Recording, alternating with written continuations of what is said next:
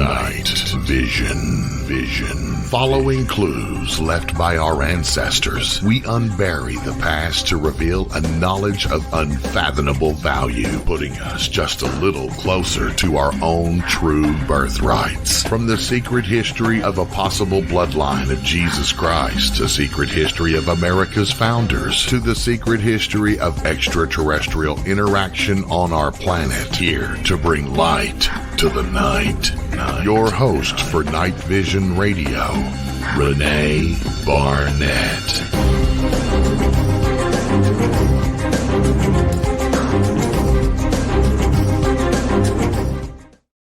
Hey everyone, thank you so much for joining us tonight. I'm so glad you could. Hope you had a good week. But even if you didn't, you're going to have a good evening because unless you're easily frightened, because the story that we're going to start with tonight is one that I came across in 1996. That's 27 years ago. I was working on the television series Strange Universe, and I heard about this haunting that was here in Southern California. And so there had already been a lot of footage shot and a documentary made about it. So I took that documentary home with me that night to watch it, to study it.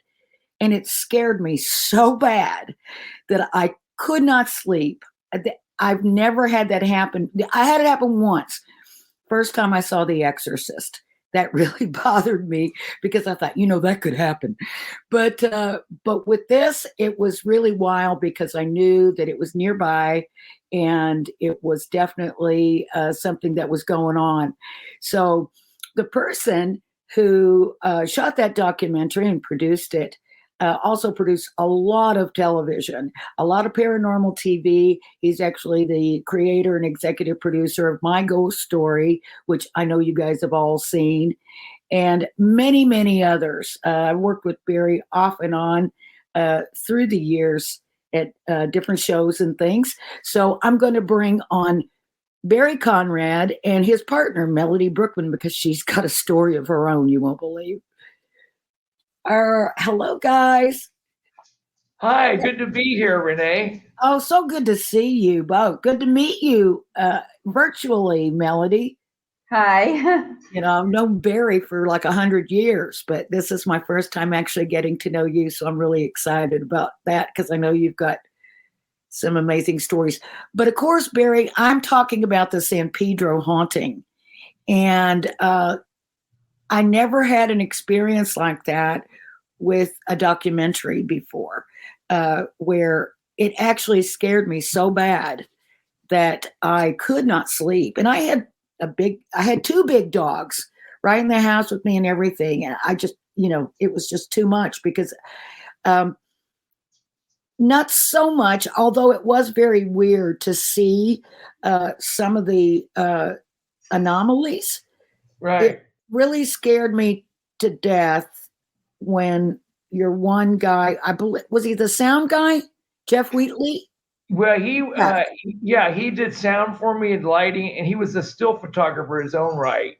Oh, that's right. He was a still photographer too. And he crawled up in the attic and had a horrible experience. Now, do you think we should look at the trailer first, Barry, or do you want to give some opening comments? I could just briefly say this is a trailer about that case. And again, I shot this way back in 1989. It trailed into 1990.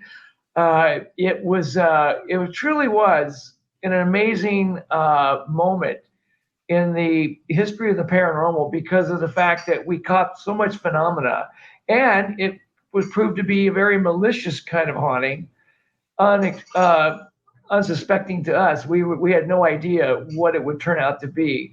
But just to give you just another statement about it, Jeff Wheatcraft, who you'll see in this trailer, he's still around. He lives in West Covina. He's just recently retired from working out at Disney at the park.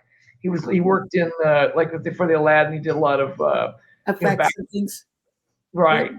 And he's a great guy. I hadn't seen him till recently. I just saw him, about a month ago, and we kind of hooked up and talked about things that were going on, and so he's still around. What I wanted to say that I think is very important is that going into this case, I had asked Jeff to come down with me because I knew he was a good helper and he was also a good still photographer. And my whole perspective was, as a former news cameraman, was to get something on camera. If it existed, I wanted to get it documented. But Jeff was a total skeptic debunker. Oh, that's right. I remember. Yeah, going into this case. So, I mean, I can understand him being skeptical because he never had the experience. Actually, I never had anything like this happen either. I have had some minor things, but nothing like this. So what you're about to see is actual footage, and you'll see what happens to Jeff. I won't say any more, but you'll get the idea. We can talk about it more. But, yeah, we'll talk about it afterwards on the other side. Let's go. The time has come to tell the tale. You're going to see authentic videotape for true haunting, not a reenactment. And during the course of this program, you will meet some fascinating people who claim to have come face to face with ghosts. The true story of a woman besieged by dark forces beyond this world. I moved into that house. I thought it was a nice little quaint house. I lived in San Pedro with, I was married at the time, and my husband and I we didn't get along, so I moved. Soon after her separation, she began to sense a presence. I felt a presence like right away, right when I moved in. I think my ex-husband, we were separated at the time. He came to the house, and for some reason that's when things started happening in front of us. The attic crawl space would soon become a Pandora's box, unleashing a powerful entity. I started clicking off some photos. It was dark, totally dark. I fired first, I fired second, and just as I fired into the third frame, something pulled this camera from my hands. And just got stronger and stronger from there. When the balls of light were on the ceiling, it was very frightening. I had just woken up from a night's sleep, and I looked up on the ceiling, and there were these lights flying around.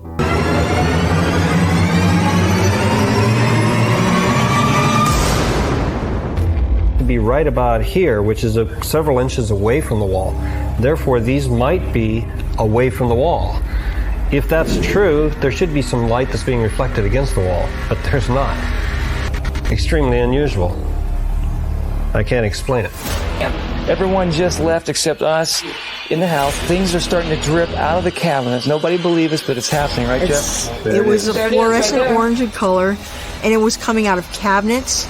It was coming out of the sink water that I was doing dishes with.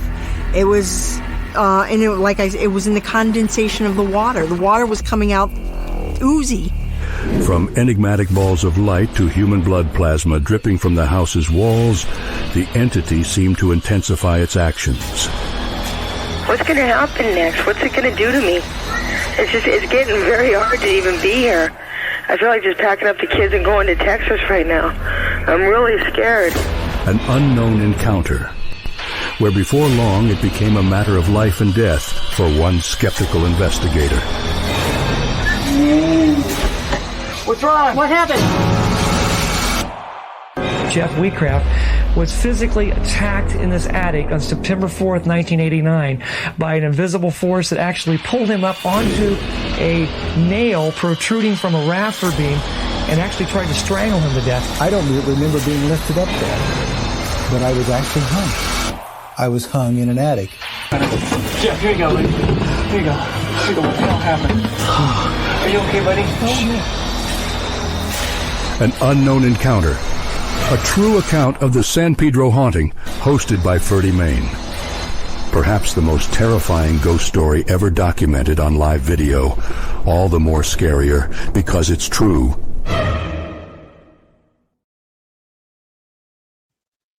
Wow. I think it was the Jeff part that kept me up at night. Yeah. Oh my I'll never God. forget seeing that, the way his neck was, and seeing his face. when he came down through the attic hole. He looked so pale and so scared. It was just, I mean, if he was acting, he deserves an Oscar. Yeah, exactly. I mean, it was so surprising. I mean, everybody says, "Oh, well, you know, what were you doing with a camera there? Or why did Gary take the picture?" Those are actual photographs of Jeff hanging. He got 2 shots, and you got to remember, Gary was very skeptical too. He and I go back to Ohio. We went to the same high school in Ohio back near Cincinnati, Hamilton. And he happened to be working out here at the time. He had a software company, a medical software company. And so we hooked back up out here. And Gary was a science major and really brilliant guy. He's still alive. He's back in Ohio now. He's a pilot now. He worked in real estate.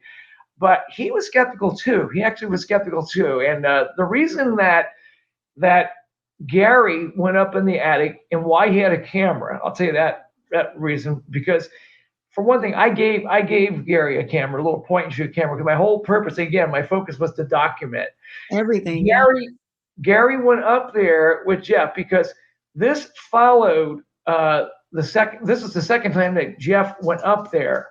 And the reason that Jeff went up there that night, because we had this, like you said, they mentioned in the trailer this terrible phone call we had recorded.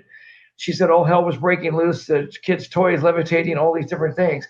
And we all happened to be together that night. We were working something in my apartment. I had an editing bay there, and we were working on some kind of corporate video or something. We were all working together at that time. So we jumped in the van, went down there. And the first night we were in there was August 8th. Gary had not been there the first night. Jeff and I were there. There were a few people with Barry Taft who who actually who called me. He got a call from Susan Castaneda, who unfortunately has since passed on. She was a friend of. Now, did you investigate the entity with Barry or?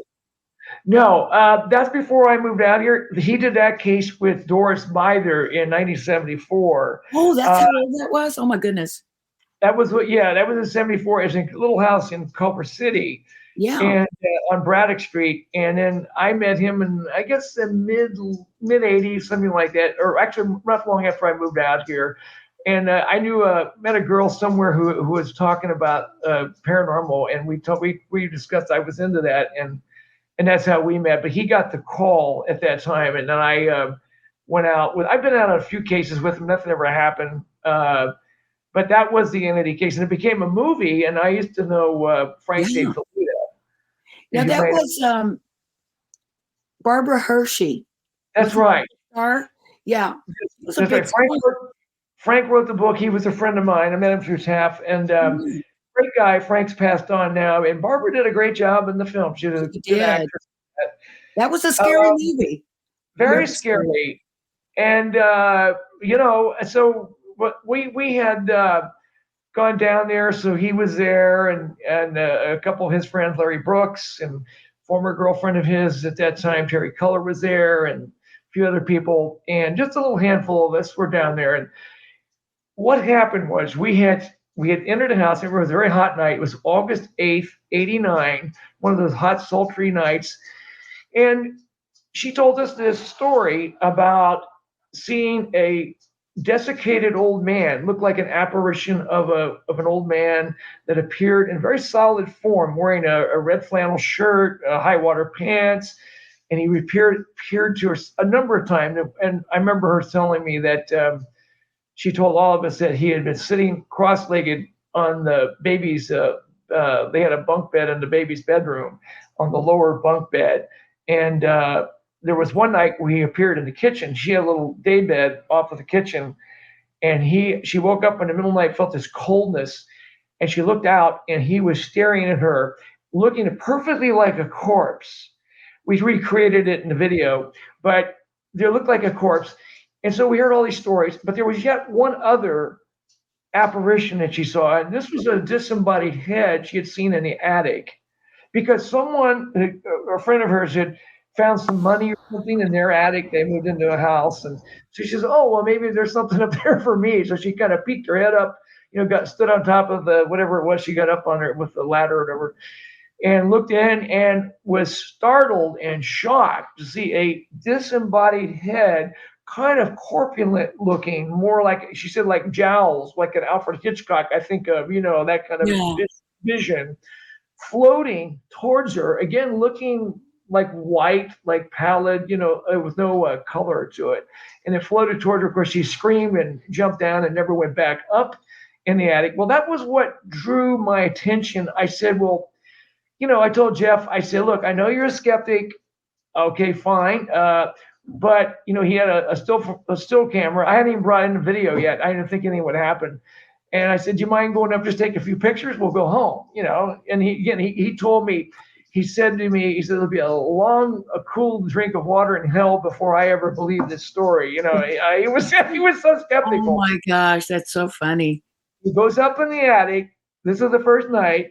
It was about, I don't know, 10:30, 11 o'clock before we left. And he's taking a few pictures. He hadn't gone all the way into the attic. He got up right above the crawl space. And he was taking a few pictures. And he comes down, and he says to us, you know, I didn't see anything. I think these stories are really getting to me psychologically, because I felt like there was something watching me behind me. He says, I know, it's just in my mind. And so there's a guy named Larry Brooks, who was a friend of Tass, and he's like, hey, why don't you go back up and take some pictures over your shoulder? Maybe you'll capture the apparition, you know. And so he went back up, kind of, you know, he thought, well, that's kind of facetious, you know, I'll do it, you know, whatever, to placate everybody else, you know, there's nothing up there. So he's up there and he's taking one picture, he's squeezing off the second frame. And as he squeezed into the third frame, holding it aimed behind him, something, well, by the way, he just let out a scream and he comes bolting down. He's panicked and he's holding his hands outstretched. Again, all of the color drained out of him. And I said, what the hell happened? He goes, something just pulled the camera out of my hands. So that is the first inkling. It was like opening up the Pandora's box. Yeah. That something was inside of the attic, because Jeff, again, was skeptical. I said, now, did you feel anything? Did you feel anything brush up against you? I want to make sure it wasn't somebody up there hiding or something, or, you know, like a hoax. He goes, no, nothing. He says, that camera just jerked right on my hands. Now, the amazing thing was I went out and got video. And as I'm doing that, Jeff goes back up to get his camera, and he found the body of the camera lying all the way on the other side of the attic, which he had not even been all the way into the attic. Wow. And it was lying face down in a little crate, like a produce crate, like you put grapes or apples in. Someone had left it up there years ago, and it was just lying face down in that crate. But here's the amazing thing. The lens, you know, it was, I don't know, it was maybe a 50 or a 35 millimeter lens, whatever. It was something that touched the button. You pressed the button and properly unlocked the lens, separated the lens from the camera so it wasn't damaged. Because he found the lens lying port side up behind the trap door, that, you know, behind him. But he found the camera body all the way on the other side. He put the lens back on the camera, took some pictures. I shot some video, but as soon as I got up there with the video, it stopped. The camera stopped. It neutralized the camera and the deck, because back then, you know, before we got into, I didn't have a Betacam yet. Eventually, I did get a Betacam. It was a single unit camera with the deck and everything built in. That was a 3/4 inch deck with an umbilical cable. So it was two separate batteries, but the batteries, I don't think the batteries really went out. Something internally shut the camera off, because when I came back down out of the attic, the camera came back on. And I will say this is interesting. When I'm coming down out of the attic, before this, we had smelled this fetid odor up there. It smelled like a decomposing corpse, like a body up there. And it just came and went, I guess, but it was there. And I told Jeff, I said, you know, this is really scary. I said, you know, we should probably get out of here. And so I went down first. I handed my equipment down to Larry or somebody down below. And then I'm down there looking up at Jeff, and Jeff's coming down. All I can see is his face. His upper body is coming down. And his face it just took on this visage of horror. He didn't say a word to me. I'm looking at him. He tenses up. And as he comes down, my camera comes back on, and I did interview him shortly right after that. And I said, Jeff, was something going on when you were exiting the attic, when you're departing the attic, he goes, oh yeah, he's all out of breath. And he says, I couldn't say anything because as I'm coming down through that crawl space, I felt what felt like a large bony hand, like a skeletal hand or something, pressing into my back. And he goes, I dare not look behind me because I know if I look behind me, I might see whatever it is that I don't want to see. So that was his first big fright, and it took off from there. But what about the when it hung him? How did that? Which trip up the ladder was that? Yeah, that was an amazing night. I had been back down there a couple of times, and I think Gary might have gone down there once with me. I'm not sure. I know I went down there because Jackie on August 28th of '89, she had gotten some amazing photos. I had given her a camera too. I said, I can't be down there all the time. I said, just try to get pictures. And Jackie Hernandez is the woman who was living in the house. That's correct. That's correct. She was living there. She had just separated from her husband. She had like two little babies. She had a little 3-year-old boy, and she had an infant daughter named Samantha. And so she was living there. I think she was on welfare at the time. She was kind of struggling at that point. And these lights started appearing the first time she got anything on camera, because I gave her a camera. I said, look, I could give you a little point and shoot camera, and if anything happens, get pictures. Next thing you know, she called me, and on August 28th, she goes, oh my God, she goes, the lights have been zooming around. She had another witness named Christy Zivkovic who was in that trailer you just watched. And she said, I woke up, she stayed there a lot at night because Jackie didn't want to be alone. She goes, oh my God. She goes, I saw the light. They were dancing around near the ceiling. They looked like cloud-like mist. And one light looked like mitosis, like a cell would divide. It was like dividing into two parts. Yeah. But they were glowing. They were emitting their own light. And so a few nights later, it was it was getting late in the evening, kind of. It was like maybe around 9:30 or 10 o'clock on the 3rd of September. Jeff, Gary, and I were working in my apartment on a project. I think maybe we had got something to eat. We were working on some edit for something. And I remember that the call came through, and I got to the point I kept record all of her calls just to document what was going on with her case. And she said that all hell was breaking loose. The kids' toys were levitating. A Pepsi can, the refrigerator door slammed open. A Pepsi can went flying at her. And just before that, I believe it might have been a few nights before that, there was another scary thing that happened. She was taking a bath. And in the back, there was the bathroom there, right near the laundry room, whereas you go up into the attic, and these balls of light appeared under the bath water, and it encircled her body. They were glowing under the water, circling her. And not long after that, she was in there watching television. I don't know if it was the same night or maybe it was before that. She said a force had held her down on the floor where she couldn't breathe, and she had her 2 little kids there. And she says if it hadn't been for the desire, the will to live for her children, she wouldn't have been able to break out of that fugue, And so we went down after the phone call. We get this phone call, and she's like freaked out of her mind. And I said, well, we'll come down and we'll try to get you out of the house or something, because she totally was freaked out. And we went down there, and at the time we went down, when we got there, she was out on the porch. She had she had Jamie in a blanket, and she was, they were out there. She had her babies there on the front porch. And I guess she mentioned the comment that when we got down there, that we ran in like we were going ghost hunting, ghost busting, which we were in a sense, because she seemed to be okay at that point. And I wanted to see if we pick up anything inside. So we did go inside, and I'll tell you, it was tranquil. There was nothing going on. Very quiet, didn't feel anything. When we first got in there, we interviewed her, just a little quick interview. And Jeff and Gary decide that they're going to go up into the attic. And Jeff says, well, I guess it's okay. I got a partner with me. And I'll be honest with you, I was a little nervous about going up that night because I kept thinking, I had a pretty expensive camera at that time and we made a living with that. But what if it grabs my camera? I'm thinking, what if it destroys my camera? But she wanted me to stay down and talk with her and her neighbor. Her neighbor, Susan, came over, Castaneda, who lived a few blocks over. And they were there. And Jeff and Gary go up.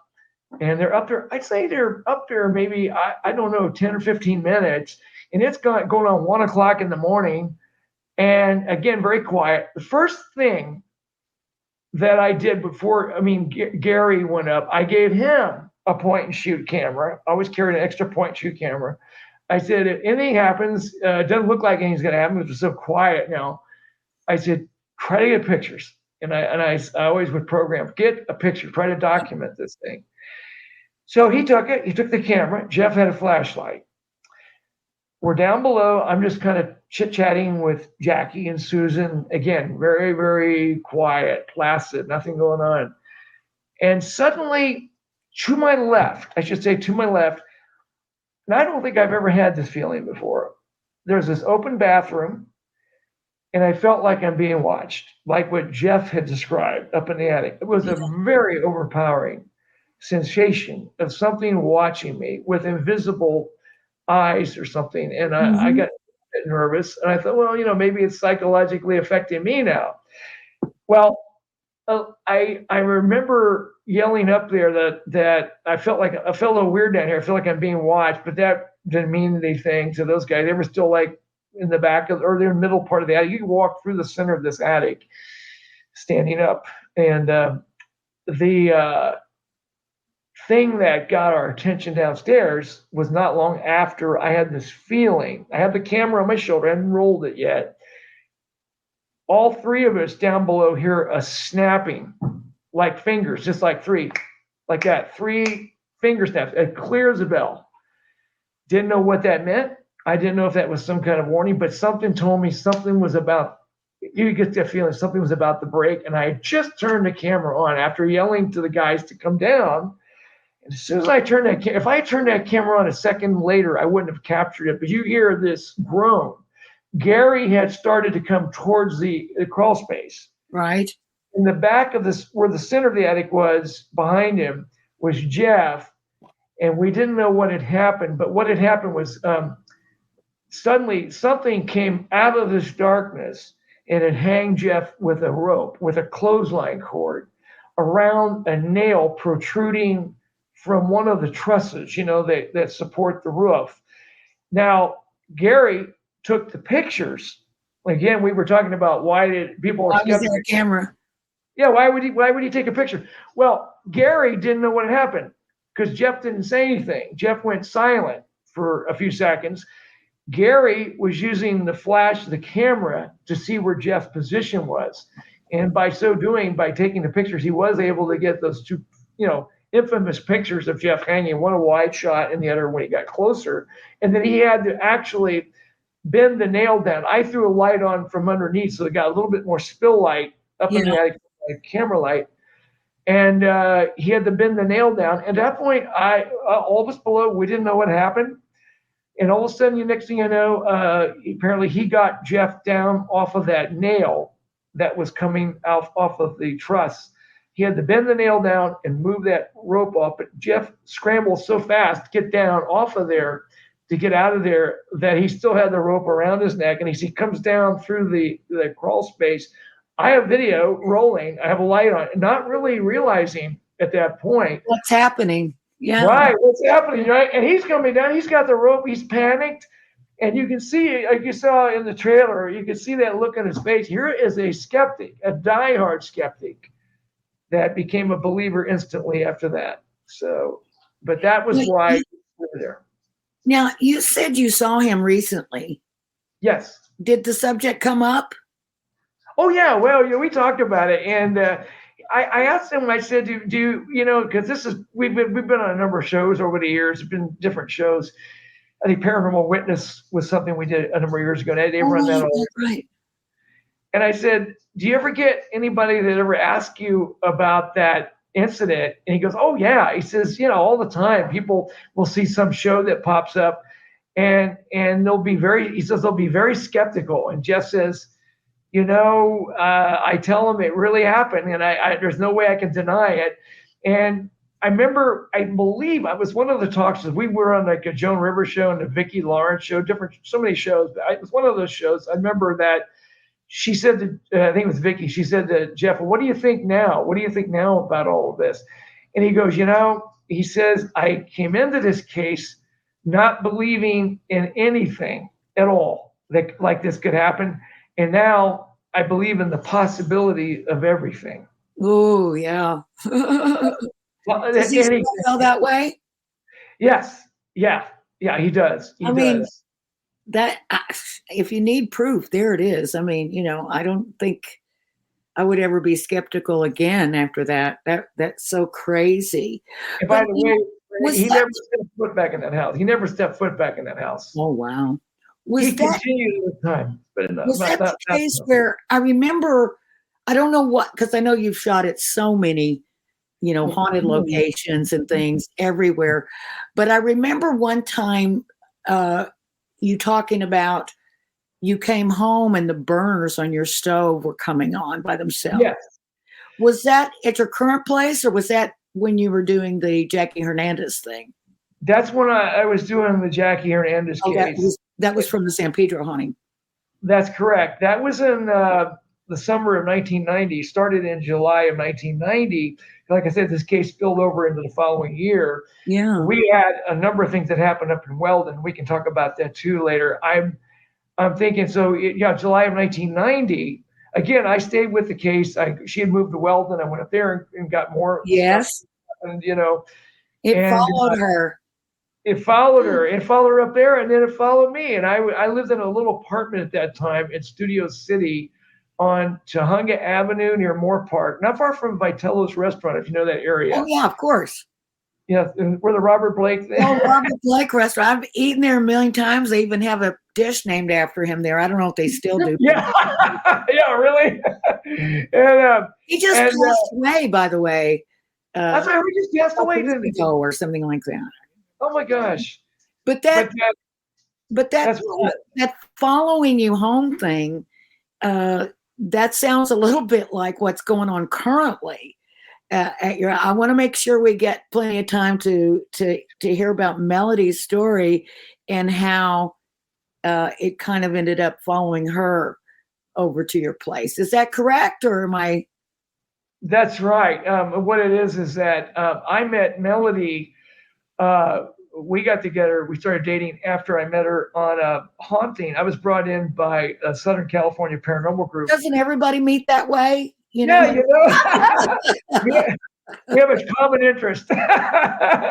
and I was told about Melody. She was living in a mobile home in Simi Valley, and very nice place out there. And she had an entity, I was told, up in Virginia City by Stefan Brigatti about her case.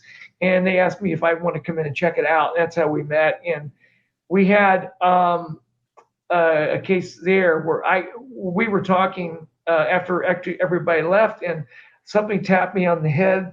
And also I saw a light, a pinkish colored light on the bedroom sliding door, I guess it was, back there in the back of the house. And so I'll let Melody tell you what's going on with her. This is phenomenal because it is following her for 15 years. This has been going on. And if you remember the entity case what we talked about earlier, well, the same kind of phenomenon is happening, and we have it all documented on camera. We haven't released the footage yet. We have it all documented. Wow. Yes. So what was going on? But like when you met Barry, how long had it been going on at that time? Like 10 years or so? At that time, it had started in 2007. At that time I was married to somebody else, and I was living in Chatsworth, and I started a job in Simi Valley. I was connecting the psychic with a caller in this building in Simi Valley. And most of the time I was alone in the building. The psychic, they lived, wherever. Yeah. And the caller would, wherever they lived. And I would just connect the call and run the credit cards.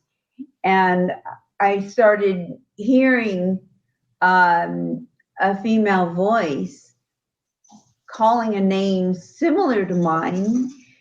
She was saying Melanie Brooklyn, and it was as clear as Melody Brookman. Melody, right. Brookman. Yeah, okay, yeah, and it was as clear as I'm hearing you, and there was nobody in the building at all, and I was just like, well, that's odd. I mean, where is this coming from? And it was as clear as I'm hearing it now. And I'm like, that's really strange. And I would, look around and I'm like, I don't understand where this is coming from. And I'm like, that's not even my name. That's not even my name. And I'm like, where's this coming from? And this kept going on. And little did I know that this was going to turn into this monster of a haunting. And this voice followed me home. And my nightmare began. It turned into this robbery during the daytime. And I was hearing like 5 voices, 4 males and 1 female. And I could hear, I was hearing like windows being rattled and the doorknobs moving. And they were talking about how they were going to break into the house. And they were talking about me. And I was hiding behind my bed, and they were saying all this personal information about me. And I was thinking, how do they even know this information?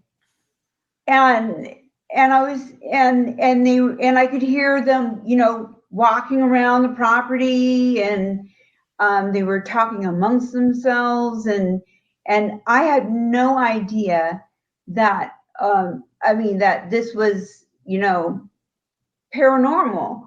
I called the cops twice, and I actually was driven out to my sister's house and spent the night there because I didn't know what was going on, and the voice had followed me to my sister's house, and I was like in a pool of sweat, and my sister thought I was Looney Tunes. And I was, still hearing them, scared to death.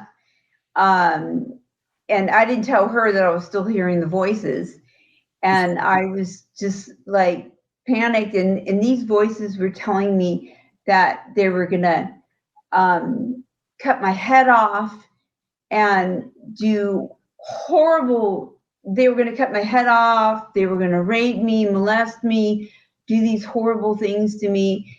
They were showing me, they eventually were showing me visions of me with my head severed, just horrible things. And I could hear them walking around, talking all the time. And eventually it got to the point where, they're heating me up right now. I'm sorry. It got to the point where it was just every day and night, they were just talking, and they were showing me these horrible visions, and they were in my dreams, and they were bruising me and scratching me. They were holding me down in bed. They were raping me, molesting me. And and all along, like my husband didn't believe me. He thought it was crazy. He was like, none of this is happening, and he wasn't seeing anything going on. These entities were making it so that no one was seeing anything, and I was the only one hearing this and seeing this, and no one else was seeing this. And he's just, you're crazy, you're schizophrenia, you need to be locked up. And it was just, you know, it was terrible. Yeah, because no one would believe me. My family wouldn't believe me. My ex-husband, I still don't think he believes me. It was really, really horrible. These entities are very negative and horrible. The things I have, I took pictures of all the bruises that I've gotten, and they would sprain my fingers, and just horrible things, give me migraines and scratches, and it was very hard to get evidence because, you know, when they did move things, it was hard to get a picture of it. Right. Because, I mean, they would do it very quickly, and then by the time you get a picture of it, it was over with, you know. Right. And they were very coy about things, and very, you know, they were very sneaky about it, and they're still very sneaky about it. What do you think it is? Well, they would actually go below the camera. That's what they would do. And I was just like, are you kidding me? And it's not like the entity case where like they would go like on top to rape somebody. These things were going below the mattress, coming from below. Oh, wow. And I was just like, because when I met Barry, I'm like, and he was like, I go, look, the only way we're going to catch this thing is to put cameras in your bedroom. And he was probably thinking, I don't know. And I'm like, the only way we're going to catch it. And so I set up these cameras, and then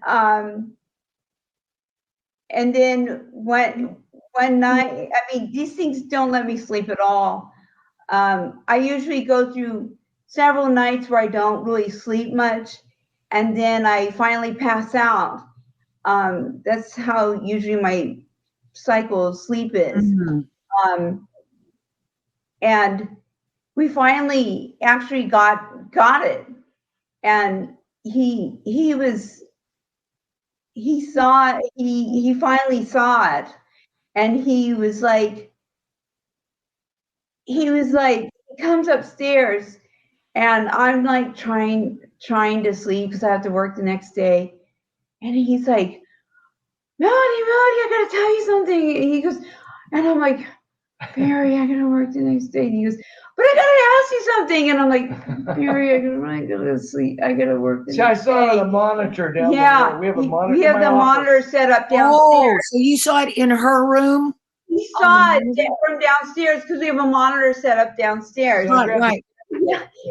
And he's all, but I really gotta ask you something. And it's probably like I don't know, what was like midnight or 12:30 or 1 in the morning or something. He's all, but I really gotta ask you something. And I'm like, Barry, you know, I really gotta work in the morning. And and so, but I really need to ask you something, you know. He goes, I gotta know, were you moving? What were you doing? You know? And I'm like, Barry, can't you just wait until morning? And he goes, yeah, but it's really important. And yeah, it was. What did you see, Barry, on the monitor? Well, what happened? I noticed it. I'm working down here in the office. I I checked the monitor periodically, and I noticed that a big, huge light came through the room, basketball-sized light, glowing light, moved through the room, and I had a camera set up, a 4K camera set up on the monitor, but I thought, wow, I got to get this on camera. So I ran over there to the camera, and I thought I'd try it, and the battery was dead. So I rushed and got another battery, and I came back in, and I missed that light. We did get plenty of those lights later on, tons of lights, big lights. We got lights, yeah. But then when I started rolling the camera, I got this very clearly. You see the sheets above her. There's two camera angles. I can switch between two different, a little lower angle on the side and one above. Yeah. You see the sheets pulsing like this. Wow. In my private area. Yeah, just like something's on top of her. And you can tell that what they were doing. Mm. It was basically Yeah. raping me in my private area.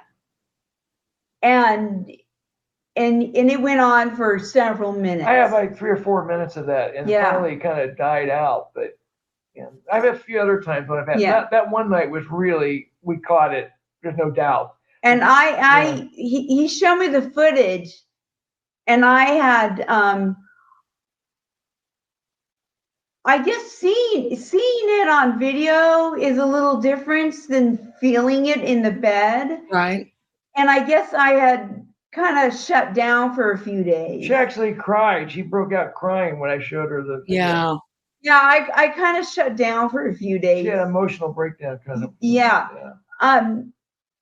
These things, you know, because I had gone through this for a long time, and I've gotten to the point where when they're doing this, it's a vibration because I can feel it. Yeah.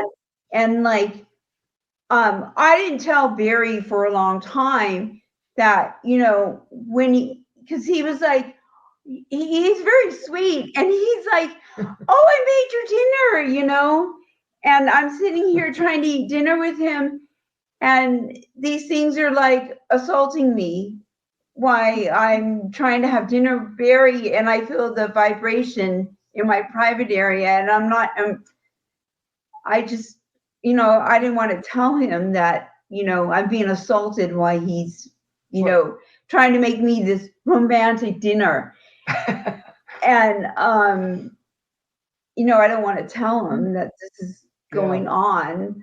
There was another night too. We have a camera in the dining room here, and outside we have cameras, but there was a night we did a couple tests, and there was a night when I said, wonder how it will react to religious music, you know, Renee? And I thought, what if we try that? And we tried playing Ave Maria, you know, through the TV set. Yeah. And we ended up cranked up pretty loud volume. And sure enough, this mist comes into the house. We have it all on camera. It starts wafting through the rooms, and looks like it had a purpose and an aim to where it was going. It wasn't. Man, I want to see that. Yeah. And so in the mist, you can see lights. These orbs and lights in the mist went with the mist. It's like everything was going in the mist. It had a direction and an aim. Right. And it was just flowing like, along. Yeah, and it was this brown, icky mist. But one night, Renee, you know, she's great with her cell phone. She just uses her cell phone or iPhone. Yeah. And it's got that thing called live view where you get, you know, she'll take a lot of pictures trying to get stuff, and then you get a 2 seconds of video. Yes. Well, one night he appeared. When I say he appeared, this thing. She appeared. If she well, says it's a female, but I mean. She's not really female it's got gender. It's got a tail or a spine or she's something. Pink. It's like a pink source of energy, like a light form. Yeah. And I slowed it down in 2 seconds. You could see it. It lit up the whole room here. Wow. And it's a creature. It's some kind of an interdimensional creature or something. I don't know what it is, but it's really weird. Wow. Yeah. And then this happened just a few days ago. I was on my way home from work, and this just shows you that it follows me. Yeah. I'm on the phone with Barry on the way home driving, and it's raining. She's a dental assistant. It even goes there. And yeah. it's rain. You know, it was raining real hard the other day. Yes. And I'm driving home, and underneath my butt of the car seat, the seat dips down underneath my butt. And I'm like, Barry, he's sitting under my ass. And Barry's like, what? And I go, he just sat under my ass because the seat depressed in under my ass. Like most people, like you see these videos of people saying, oh my God, the ghost is sitting on the bed. And and you see the bed go down. Right. Well, I feel it sitting underneath my butt because the seat dips in. I feel it I feel the weight dipping in under my butt. Yeah. And he's sitting there for 5 minutes that I'm talking to Barry. And then you have to understand these things are kind of weird. These creatures are weird. They're not like your normal creatures. And then I see this black spot in front of me, and it's kind of blurry. And I'm like, Barry, he's showing me the eyeball again. He keeps trying to show me this eyeball. And I'm like, and it's blurry, like in front of my face as I'm trying to drive in the rain with the seat dipped down under my butt.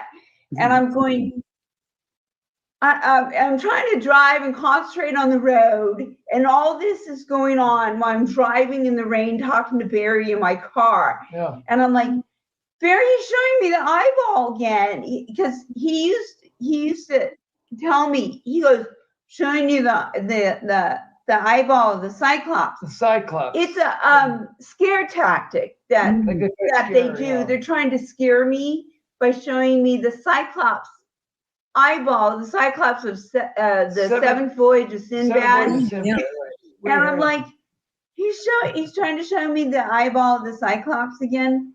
But I couldn't hear him.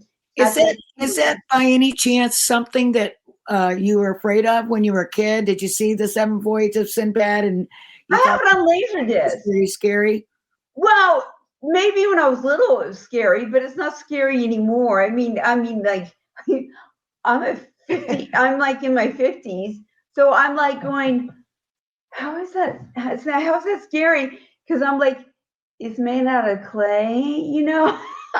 I'm just wondering if it knew that was something that scared you at one time, but it didn't have the capacity to judge. Well, it wouldn't be scary anymore because maybe to a child it would be, but yeah. So these things may think that it would scare somebody at one point, but I'm like, you know, I'm a grown woman. You're not going to scare me with this Cyclops thing anymore. Yeah. So it tries to show me this thing all the time. And I'm like, you're not scaring me anymore. I don't say that to it I don't talk to these things anymore. But I'm like,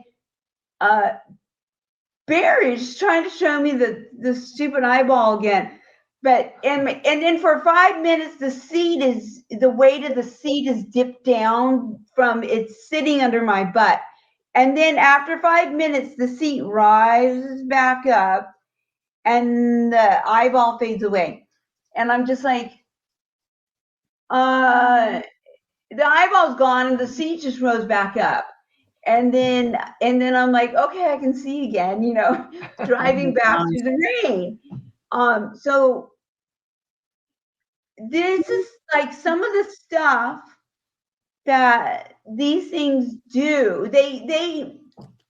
Entities do things to scare people. They show you, you know, like rats and spiders and stuff. I mean, this stuff is true. Right. Just scare people. And like in the beginning, all this stuff was like horrific and scary in the beginning. And yes, it used to scare me in the beginning, and it doesn't scare me anymore. It's a scare tactic, right? You know, that they do. maybe it's scary in the beginning because you don't know what's going on. Yeah. And it's very, very scary. The scare factor is completely gone for me after 15 years. I'm not that's great. Yeah, I'm not scared anymore because I'm like, oh, you're doing that again. Yeah. Hey guys, I hate to cut it off, but we're just about at the very end of the show. And I wanted the both of you to have a chance to tell me, what you're up to now, what you got going on, and what are you doing in terms of this attachment you have? Are you just ignoring it? No, well, I'm trying to ignore it, but the problem is I can't get rid of them. They're not your normal attachments. It's something that these paranormal teams haven't dealt with before. So I'm still looking for help. I'm still trying to find someone that can figure out what it is, and I need help trying to get rid of it. So we should check back with you, at some point. Yeah. And if I can think of anyone that I think might be of help, I'll give you a suggestion. And but I'm sure Barry knows a lot of people in that realm. Yeah, we've tried quite a few people who've done, like Patty Negri's been here to do cleansings, and she can't Stefan. do it. They've tried. They've done a good job as far as trying, but it doesn't quite get rid of the element there, and I'm not sure what it is exactly yet. So that's something we have to keep trying. But we do have a lot of evidence, and even you can see footage of it coming up under the bed, moving under the bed. I have footage of that from another camera up above once. And so I can see why she wants to get rid of it. It's an annoyance, and it's something I don't really see much. It's not like, one thing I should say, it's not like a common poltergeist, like we're wrapping sound. It can do that. It is wrapped on the walls before. I've heard that. And sometimes you hear guys, I gotta go. Sorry, they're gonna cut us off here. Okay. Thank you so much, both of you, Melody Brookman and Barry Conrad. Let's catch up again in a couple months or so. See what's going on there. Thank you. Appreciate it. Thank you. Thank you. Great to see you. You bet.